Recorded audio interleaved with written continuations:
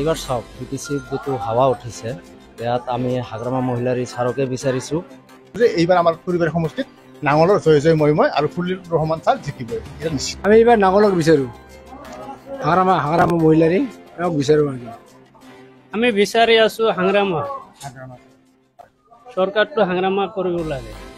এবাৰ হাগ্ৰামাৰ সৰকাৰ হওয়া হেঙ্কা লাগে আৰ কি।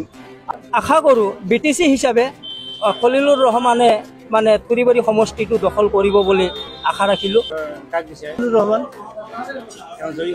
গ্যাৰাণ্টি 100%। আমাৰ বেচা কিনা একদম মানে নোহোৱা নাথাকা বুলিয়ে কব, জিৰো একদম। এবাৰ আমি বিপিএফ সৰকাৰহে বিচাৰো। এইবাৰ ফুৰিবাৰী সমষ্টিত যিহেতু বিপিএফ আপোনাৰ বিজেপি আৰু ইউপিএল দলৰ প্ৰতিদ্বন্দ্বিতা কৰিছে, গতিকে আপোনালোকে কি কৰে? আমি সমষ্টিত বিচৰা মানে মই যিহেতু এজন সচেতন নাগৰিক হিচাপে ক'ব বিচাৰিছোঁ, আমাৰ ফুৰিবাৰী সমষ্টিত আমাৰ ৭১টা ভোট চেণ্টাৰ আছে। এই ৭১টা ভোট চেণ্টাৰৰ ভিতৰত মই এতিয়ালৈকে প্ৰায় 40টা পাৰ কৰিলোঁ। এনে মৌলিক এটা আভাস লৈ আছোঁ। আমাৰ প্ৰায় 40টা সমষ্টিত মই যিখিনি দেখা পাইছোঁ, আমাৰ বিপিএফ সমৰ্থিত খলিলুৰ ৰহমান ছাৰে আগবাঢ়ি আছে প্ৰতিটো সমষ্টিতে। যিটো মই লক্ষ্য কৰিছোঁ আৰু প্ৰতিটো সমষ্টিতে কোনোবা সমষ্টিত আমি 80%, কোনোবা 60% আৰু কোনোবা সমষ্টিত মিনিমাম 40% আমি ভোট পাই আছোঁ। সেই আশাৰে আমি ক'ব পাৰোঁ যে এইবাৰ আমাৰ ফুৰিবাৰী সমষ্টিত নাঙলৰ জয় জয় মই আৰু ফুলিৰ ৰহমান ছাৰ জিকিবই এটা নিশ্চিত। আমি বিটিআৰত এইবাৰ আমি বিটিআৰত হাগ্ৰামা চৰকাৰ হোৱাটো বিচাৰোঁ, আৰু যি ধৰণে হাগ্ৰামাই কৈ আছে যিহেতু 20+ বুলি কৈ আছে, আৰু সেই সংখ্যাগৰিষ্ঠতা পোৱাটো নিশ্চিত।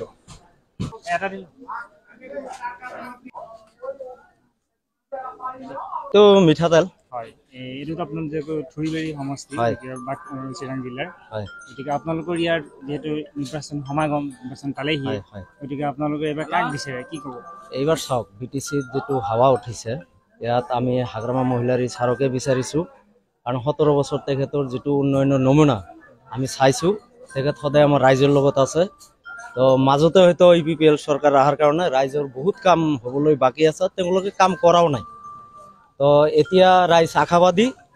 আৰু আমাৰ যিটো 19 নং ফুৰিবাৰী, ইয়াত আমাৰ বিপিএফ দলৰ পৰা প্ৰক্ষেপিত কৰিছে আমাৰ খলিলুৰ ৰহমান ছাৰক, আৰু তেখেত এইবাৰ বিপুল ভোটত জয়ী হ'ব বুলি আমি আশাবাদী। আগৰ যিজন বিজেপি এনে বিশেষ উন্নতি হোৱা নাই বুলি ভাবে নেকি আপোনাৰ এই সমষ্টিত? ভাবা নাই যে চাওক, ইয়াতে চাওক আপোনালোকে বজাৰখনো চাওক, এই বজাৰত পানী নাহোঁতে ইয়াত নদী বৈ যায়, খাল বিলৰ দৰে পৰিস্থিতি। আমি এখন বজাৰত বহুত এই অঞ্চলৰ ৰাইজ ইয়াত বজাৰ কৰোঁ, কিন্তু বৰষুণ পৰিলে আমি ইয়াত আহিব নোৱাৰোঁ। এইটো চাই আছে আপোনালোকে। ঠিকে আছে, ঠিক আছে, ভালে হৈছে। আপোনালোকে প্ৰশ্ন কৰিব না আমাক। মোৰ দোকানত মছলা পাতি আপোনাৰ গেলামাল এভৰিথিং বিক্ৰী কৰিব।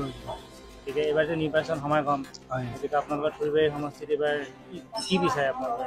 আমি এইবাৰ নাঙলক বিচাৰোঁ, হাগ্ৰামা মহিলাৰী বিচাৰোঁ। দ্বিতীয়ত কোন চৰকাৰ হোৱাটো বিচাৰে আপুনি? আমি এইবাৰ এই বিপিএফ চৰকাৰ হোৱা বুলি আমি বিচাৰোঁ। এই সমষ্টিত কি বুলি ক'লে? আমাৰ এতিয়া ফুৰিবাৰী সমষ্টি। আপোনাৰ ঘৰটো ক'ত? আমাৰ ঘৰ 2 নং মাৰি আপুনি ফুৰিবাৰী সমষ্টি হয় বাসিন্দা। এইবাৰ কেনেকুৱা পৰিৱেশ বুলি ক'লে ইয়াতে? ইয়াৰ পৰিৱেশ ভাল আৰু কি, আমাৰ এইবাৰ বিপিএফ চৰকাৰ যাব বুলি আমি আশা কৰোঁ। বিপিএফৰ কোন আছে তেখেত? আমাৰ ইয়াত বিপিএফৰ GM আছে বৰ্তমান কেণ্ডিডেট কি মাননীয় খলিলুৰ ৰহমান, জিকাটো নিশ্চিত 100%। এই চৰকাৰ আমাৰ নালাগে। ফুৰিবাৰী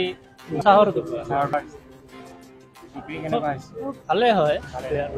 এই সমষ্টিত বিজেপিও খেলিছে, ইউপিএলো খেলিছে, আপোনাৰ বিপিএফও খেলিছে, গতিকে আৰু অন্যান্য বহুতো দল আছে। গতিকে আপোনালোকে কি বিচাৰে এই সমষ্টিটো, কাক বিচাৰে এইবাৰ? আমি বিচাৰি আছোঁ হাগ্ৰামা চৰকাৰটো হাগ্ৰামা কৰিব লাগে। তেতিয়া আপোনালোকে ভাল পাব। তেতিয়া মই ফুৰিবাৰীটো কোন জিকিব বুলি আশা কৰে, কাক বিচাৰে? হাগ্ৰামাই জিকিব,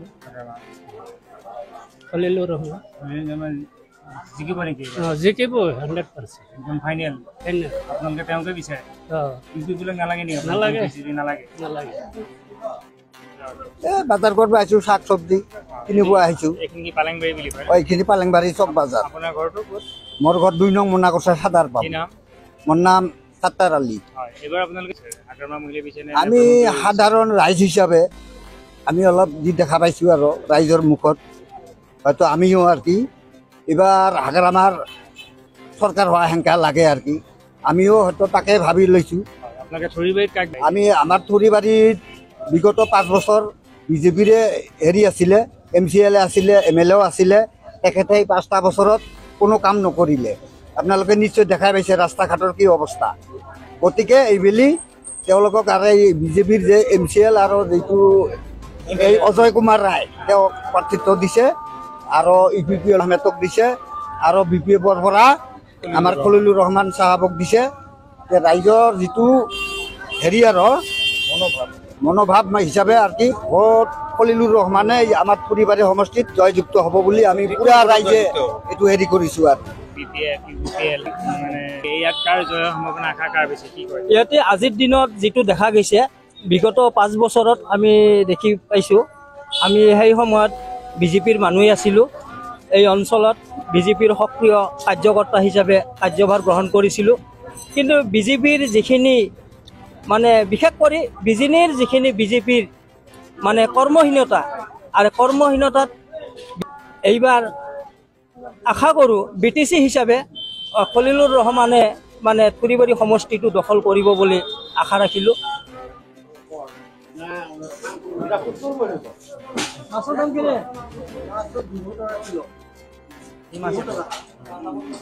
কি বিচাৰে ইয়াত যেহেতু BPF আছে, EPP আছে, আৰু আমি BPF বিচাৰোঁ। কাক বিচাৰে? ৰহমান তেওঁ জয়ী হ'ব নেকি?